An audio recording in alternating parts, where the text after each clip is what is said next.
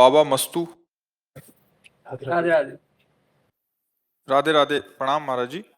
महाराज जी, मैं मुस्लिम दरबार हजरत मौला अली में 18 साल से मुख्य संत के रूप में कार्यरत हूँ।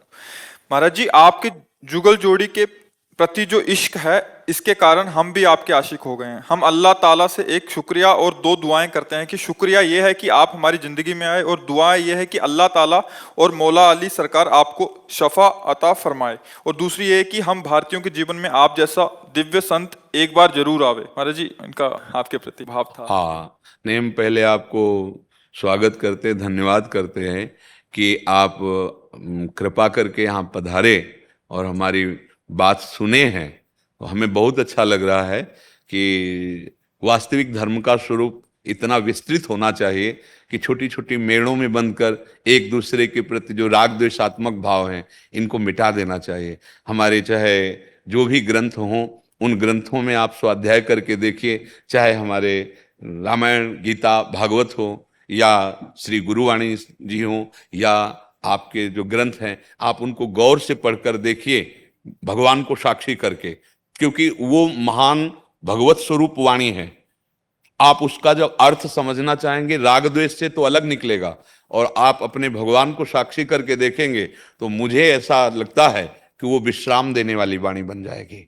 हाँ, विश्राम देने, हमारा जो उपासना का स्वरूप है वो यही है हम सब की, कि सब घट घट में उसी को देखो।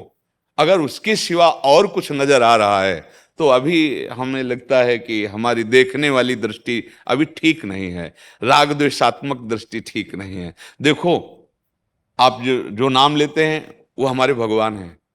हमें दृढ़ विश्वास है मेरे भगवान के सिवा और कोई नहीं।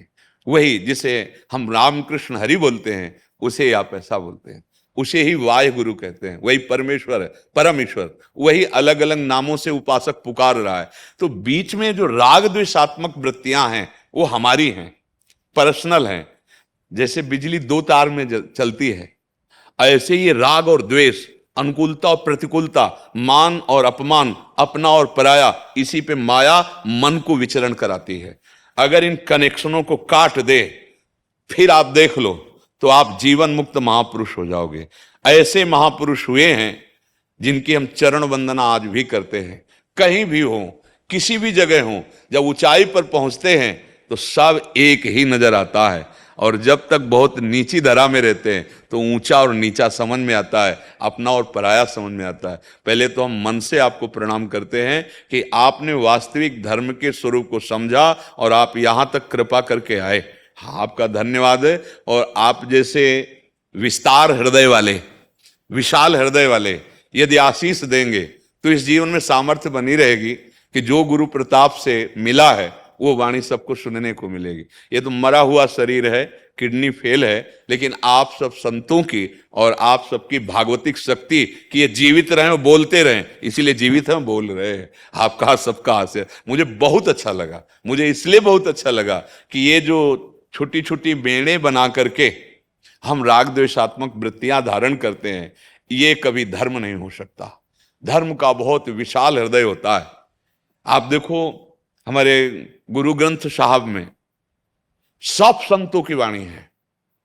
क्या दिखाया है गुरु ग्रंथ साहब, क्या दर्शा रहे हैं कि हमारा जो स्वरूप है वो सब की वाणियों में विराजमान है। जो सब संतों की वाणियों में विराजमान है वही मैं हूं, दूसरा कोई नहीं हूं। ऐसे ही जितने भी हमारे धर्म ग्रंथ है वो सब एकता सिखाते हैं। अनेक को एक में करके और लीन हो जाए, यही जीवन मुक्त अवस्था है, चाहे जिस मार्ग का पथिक हो। आज हम सब अपने मार्गों से भटक रहे हैं, छोटे छोटे शब्द बोलकर, छोटी छोटी भावनाओं में एक दूसरे का अपमान करते हैं, एक दूसरे को हिंसात्मक वृत्ति से देखते हैं। मुझे तो नहीं लगता कि वो धर्मात्मा है या वो धर्म के ज्ञान रखने वाले, ऐसा नहीं है। इसलिए हमें बहुत अच्छा लगा कि आप पधारे, आप कृपा करें। तो आपको भी माला पहनाइए, हाँ, और सम्मान कीजिए। हम प्रणाम करते हैं आपको कि आप में इतनी हिम्मत आई कि आप कृपा करके यहाँ तक पधारे। हाँ, बिल्कुल।